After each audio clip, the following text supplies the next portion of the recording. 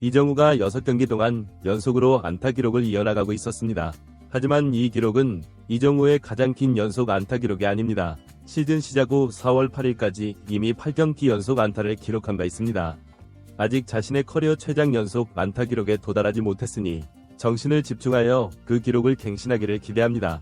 현재까지 한국인 메이저리거 중 연속 안타 최장 기록은 추신수의 16경기입니다. 연속 출루가 아니라 연속 안타로 말입니다. 당시 추신수는 신시내티 소속이었으며 그 시즌에 타율 0.28호, 홈런 21개, 출루율은 내셔널리그 전체 2위를 기록했습니다. 전성기 시절이라고 볼 수 있습니다.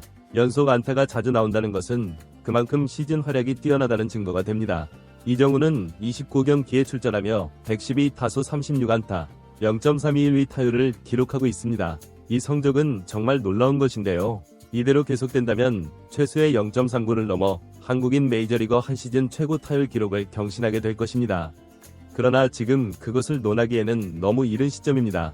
이정우는 이제 4월 한 달만 경기했을 뿐입니다. 앞으로 더 좋은 기록을 세울지 아니면 성적이 하락할지는 아직 판단하기 이릅니다.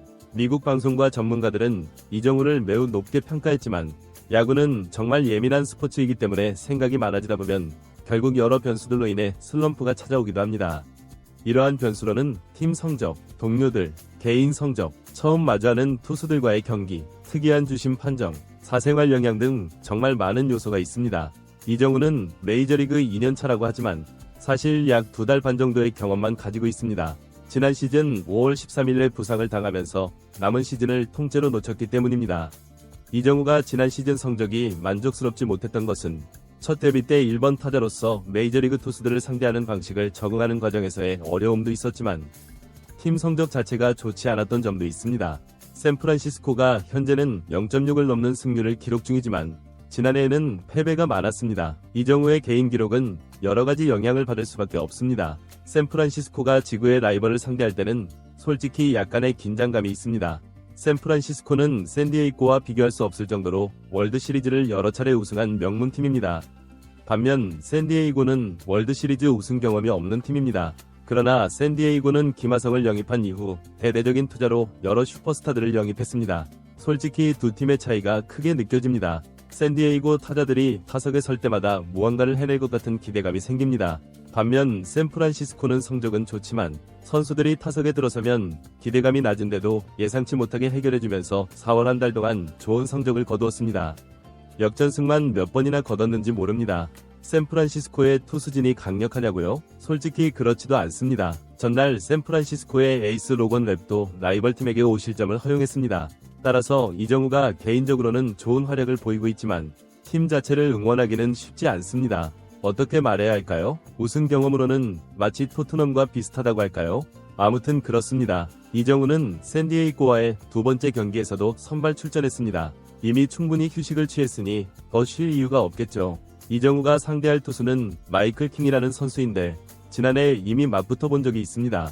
당시 볼넷을 3개 얻어냈지만 안타는 치지 못했습니다. 마이클 킹 또한 시즌 출발이 매우 좋아 1점대 평균 자책점을 기록 중이며 성적에 비해 연봉이 낮지만 FA가 되면 큰 계약을 맺을 것으로 예상됩니다.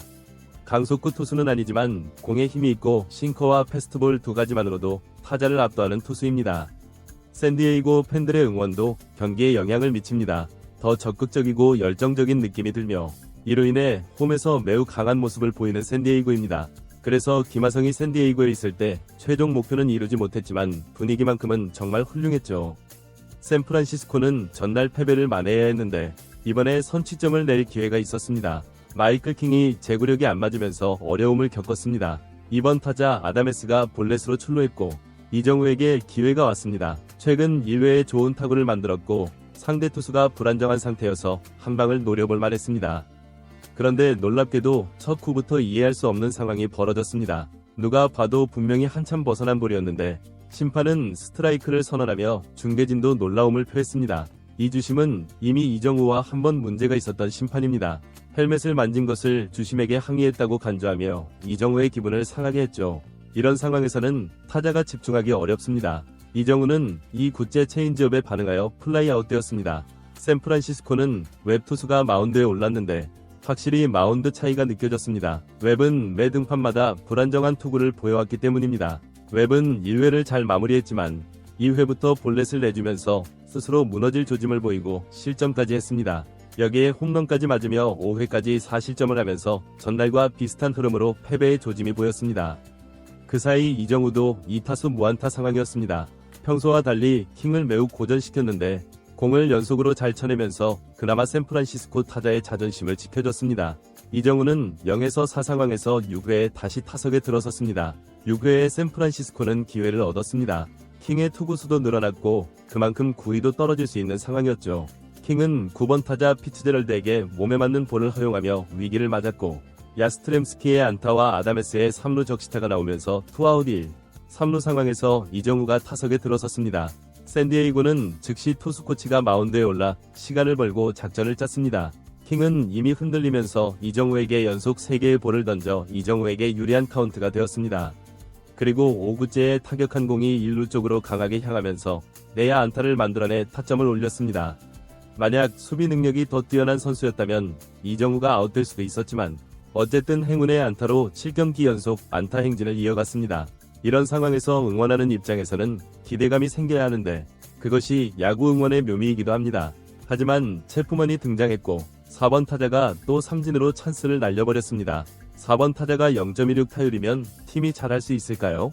그런데 본인은 오히려 컨디션이 좋다면서 걱정하지 않는다고 인터뷰했다고 합니다. 결국 경기는 1에서 4 상황이 되었습니다. 그런데 샌디에이고는 여기서 한 점 더 추가하며 2에서 5로 벌렸습니다. 샌프란시스코는 뒤늦게 추격을 시작했습니다. 라모스의 홈런과 함께 8회 동점까지 만들 수 있는 기회가 왔습니다. 야스트렘스키도 홈런을 쳐서 2점 차까지 따라잡았습니다. 여기에 아다메스도 볼넷으로 출루하면서 이정우가 타석에 들어서게 되었는데 원정 경기임에도 불구하고 이정우를 응원하는 함성이 울려 퍼지며 그의 인기를 실감할 수 있었습니다. 상대 투수는 완전히 흔들리면서 이정우에게도 연속 3개의 볼을 던져 이정우도 출루할 것처럼 보였습니다.